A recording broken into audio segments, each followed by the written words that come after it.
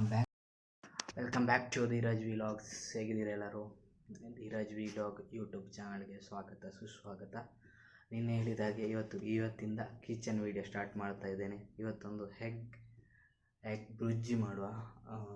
ನನ್ನ ಸ್ಟೈಲಲ್ಲಿ ಒಂದು 10 ನಿಮಿಷದಲ್ಲಿ ಆಗುವಂಥ ಬ್ರುಜ್ ಇದು. ನಾನು ರೂಮಲ್ಲಿ ಬಂದ ತಕ್ಷಣ ಬಂದ ದಿವಸದಿಂದ ಒಂದು ವೆರೈಟಿ ಫುಡ್ ಮಾಡ್ತಾ ಇದ್ದೇನೆ. ನನಗೆ ಗೊತ್ತಿದ್ದ ಹಾಗೆ ಅದು ನಿಮಗೆ ತಿಳಿಸ್ಕೊಡ್ತೇನೆ.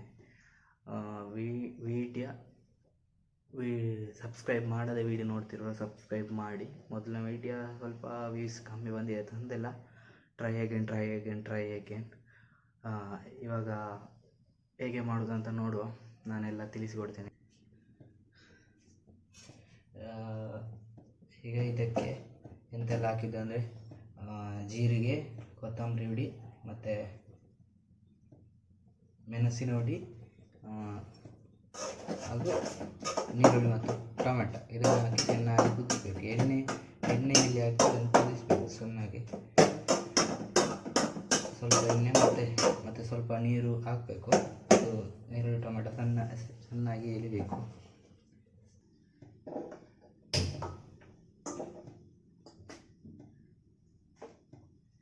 ಈಗ ಸ್ವಲ್ಪ ನೀರು ಸೇರಿಸಬೇಕು, ಯಾಕಂದರೆ ಅದು ನೀರುಳ್ಳಿ ಟೊಮೆಟೊ ಸರಿಯಾಗಿ ಬೇಯಬೇಕು.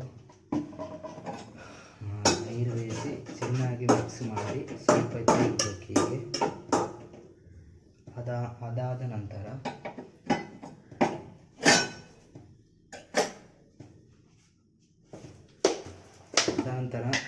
ರುಚಿಗೆ ತಕ್ಕಷ್ಟು ಉಪ್ಪು, ನಿಮಗೆ ಎಷ್ಟು ಬೇಕಷ್ಟು ಹಾಕಿ.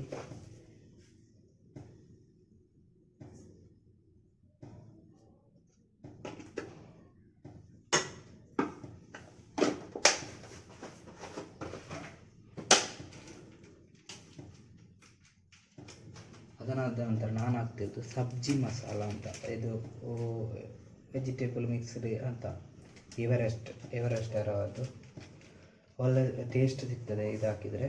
ನಿಮಗೆ ಯಾವ ಬೇಕಾ ಮಸಾಲವನ್ನು ಹಾಕಿಕೊಳ್ಳಿ. ಅದಕ್ಕೆ